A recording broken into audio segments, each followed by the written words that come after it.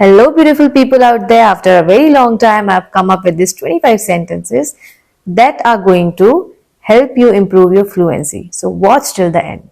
And to make the most out of this video, you have to comment a sentence using every structure in the comment sections. Are you ready? Let's get the ball rolling.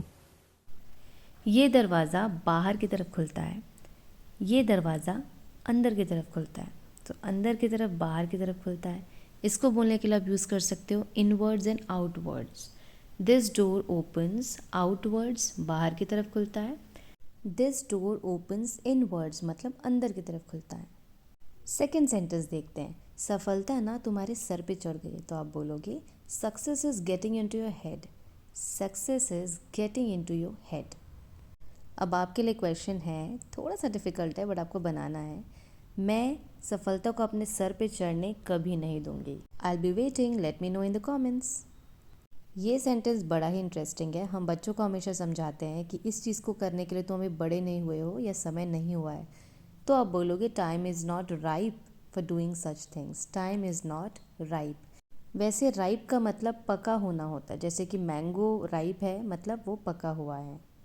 But यहाँ पे समय का पका हुआ होना मतलब समय हो जाना, right. Time is not ripe. अब चलते हैं नेक्स्ट सेंटेंस। इसमें अगर आपको किसी को बोलना है कि उसने मेरी बात को अनसुना कर दिया, इसके लिए आप एक ईडियम यूज़ कर सकते हैं, she turned a deaf ear to my advice. Deaf ear मतलब कि मुझे सुनाई ही नहीं दे रहा, अनसुना कर देना। या आप सिंपली बोल सकते हैं ना कि शी इग्नोर्ड माई एडवाइस और शी इग्नोर्ड माई वर्ड्स। अब नेक्स्ट देखते हैं। हम जैसे बोलते हैं ना कि तुम शक के घेरे में हो, तो आप इसे बोल सकते हो यू आर अंडर सस्पिशन, या एक ईडियम है इसके लिए बहुत प्यारा सा, इसे आप बोल सकते हो you are under a cloud. Next देखते हैं। इसमें आपको किसी को अगर बोलना है कि तुम शोक मत मनाओ या तुम उसके डेथ का शोक क्यों मना रहे हो, तो शोक मनाने को बोलते हैं मोर्निंग। Morning someone's death. उसके मरने का शोक मत मनाओ, don't मोर्न over her death. Don't मोर्न over her death. ये जो नेक्स्ट फ्रेज है ना वो बहुत ही इंपॉर्टेंट है। हिंदी में हमेशा हम बोलते हैं तुम एक नंबर के बेवकूफ़ हो, है ना, या एक नंबर के चालाक हो। तो एक नंबर का ऐसा बोलने के लिए आप बोल सकते हो फर्स्ट ऑर्डर और highest degree. You are a fool of highest degree और you are a fool of first order. तो दोनों में से जो अच्छा लगे आप यूज़ कर सकते हैं। नेक्स्ट वर्ड देखिए, इससे रिलेटेड हम एक अच्छा सा सेंटेंस बनाएंगे। वर्ड है शेल्फ लाइफ। इसका मतलब होता है कि कितने समय तक कोई चीज़ फ्रेश रह पाती है, राइट। तो जैसे कि आपको बोलना है कि टोमेटोज़ की जो शेल्फ लाइफ है वो कम होती है, तो आप बोलोगे tomatoes have a short shelf life, मतलब वो जल्दी ख़राब हो जाते हैं, फ्रेश नहीं रहते। Now it's your turn. Paneer की जो शेल्फ लाइफ होती है ना वो बहुत बड़ी होती है, तो आपको बताना है in the comment sections. Next sentences. मैं तुमसे तंग आ चुकी हूँ। तंग आने के लिए आप बोलते हो fed up. I am fed up with you. I am fed up with you. अब नेक्स्ट सेंटेंस है, तुम आँख में चौली खेलना बंद करो। अब आप सोचो कि आप इसे कैसे बोलेंगे।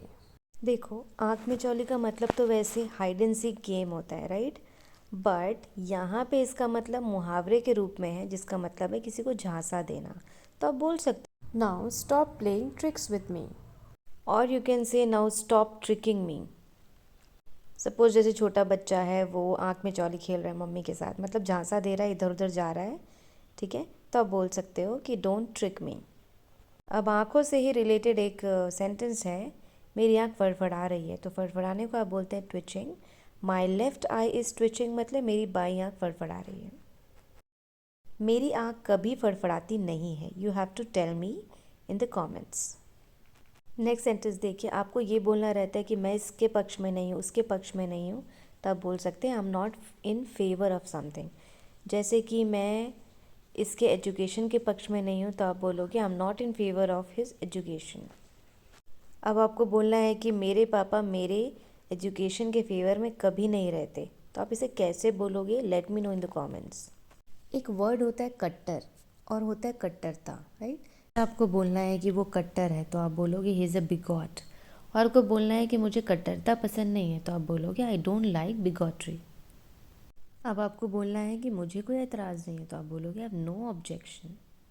जैसे आपको बोलना है मुझे तुम्हारे पार्टी में जाने से कोई एतराज़ नहीं है, तो आप बोलोगे I have no objection to your going to the party. I have no objection to your going to the party. तुम्हारे जाने से मुझे कोई एतराज़ नहीं है। अब आपके लिए एक बहुत ही अच्छा सा सेंटेंस है जिसे आपको बनाना है। क्या तुम्हें एतराज़ होगा अगर मैं 1 बजे रात तक वापस आऊँ? अब ये सेंटेंस देखिए, इट्स वेरी इंटरेस्टिंग। जैसे हम बोलते हैं ना कि मुझे मेरे हाल पर छोड़ दो, उसका जो होगा होगा, उसे उसके हाल पर छोड़ दो, तो आप बोलोगे leave her to her fate, leave her to her fate. और अपने लिए बोलना है तो leave me to my fate, मतलब जैसा हो रहा है मेरे साथ होने दो, you don't give me advice. अब आपको मनाना है कि तुम मुझे मेरे हाल पर छोड़ क्यों नहीं देते हो, let me know in the comments. अब इसी से रिलेटेड हमारा सेंटेंस है, जब भी हमें बोलना रहता है कि तुम मुझे बोलने क्यों नहीं देते हो, why don't you let me speak, तुम मुझे जाने क्यों नहीं देते हो, why don't you let me गो।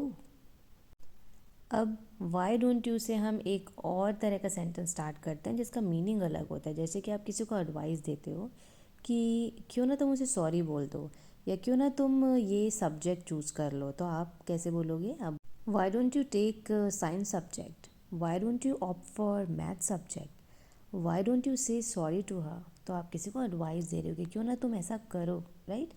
तब आप इसका यूज़ कर सकते हैं। ये बहुत ही ब्यूटीफुल आई थिंक स्ट्रक्चर है जो आप फिट कर सकते हैं। It will make you fluent and sound very elegant.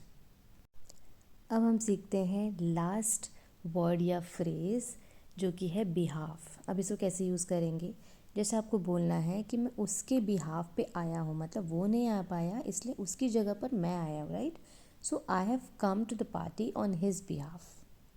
Suppose कोई है इंसान जो बोल नहीं सकता या अपनी बात नहीं रख सकता, तो उसकी जगह पे आप जो है उसकी बात रख रहे हैं, तो आप बोलोगे on his behalf I am speaking, on his behalf I am speaking. किसके जगह पे बोल रहे हो तुम? On whose behalf are you speaking, on whose behalf are you speaking, मतलब किसके जगह पे तुमने सोचा है कि किसी को रिप्रेजेंट करना है या किसके लिए तो आवाज़ उठा रहे हो, right? So here we come to the end of the video and hope you liked all the structures and I'm expecting your comments in the comment sections. ज़रूर से आप सारे sentences को solve कीजिएगा, translate कीजिएगा and then comment in the comment sections. I'm waiting. और अगर आप हमारे चैनल पर नए हैं तो हमारा चैनल सब्सक्राइब करना और बेल आइकन दबाना मत भूलिएगा, क्योंकि आपको ऐसे इंटरेस्टिंग वीडियोस आगे भी मिलने वाले हैं। Thank you so much.